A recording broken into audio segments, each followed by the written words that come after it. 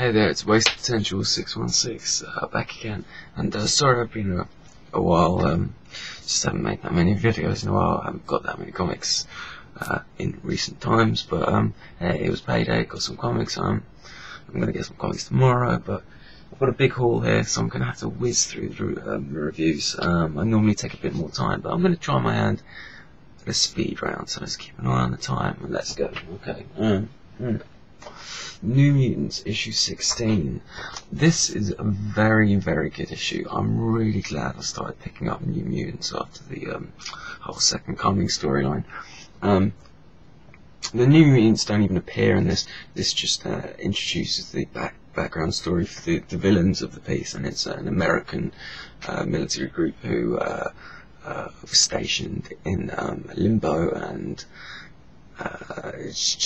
it's just brilliant, you know, how they're in hell basically, and how they're dealing with it, and it actually harkens back to the whole Inferno storyline, which I'm quite familiar with. It was a very good X-Men crossover. You don't necessarily need to know about that storyline, but it does help. And yeah, it's just very well written. The artwork's nice, and this could be quite a good jumping on point actually. Just goes into the villains and what their motivations are, and yeah, just looking forward to the next issue. This is really good. Uncanny X-Men 527. I've read a lot of bad reviews about this. The artwork's not great, but Fractions thinks it's doing a very good job. This issue's been accused of being a little bit too muddled, too much going on, but it's very much in the vein of a soap opera, and you know, in a lot of ways that's one of the reasons why the X-Men have been so successful over the years. But yeah, lots going on in this. Emma Frost is sort of meeting up with various people to try and get their allegiances. There's a little bit with Danger, the android. Colossus and Kate Pryde. There's quite a brief but interesting conversation between Wolverine and Cyclops, and a little bit on Hope and what her new role is, how she's sort of helping the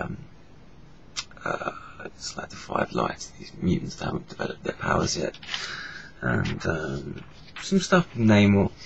You know, it's okay, it's not groundbreaking, it's just laying the foundation for various little plot points. There's a lot going on, but I think it's enjoyable. The artwork was disappointing though. Oh, Fantastic Four 582. Hickman's doing a great job with this, and various plot threads are coming together now. Hickman, what he seems to be doing in a lot of his titles is he's laying a lot of foundations for lots of different storylines, and slowly but surely coming together. He runs the risk of people losing interest, but at the same time he writes it so well that my interest is still kept. This is brilliant. The artwork's nice as well, and you really get the sense that this is leading up to something very, very big. Also, I like the fact that Doom's involved, and I think he's going to play an even bigger role. The artwork's great. It's, you know, this feels like a real kind of natural evolution of Fantastic Four as a title. It's always been kind of cosmic and a lot of pseudoscience, and it really feels like its own book rather than just another comic book, you know, superhero story. But this is very, very good.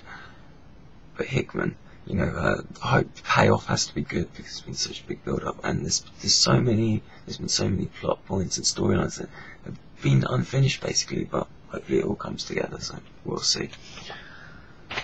Hickman again, Secret Warriors, this is the conclusion, sorry, this is issue 19, conclusion of the last ride of the Howling Commandos.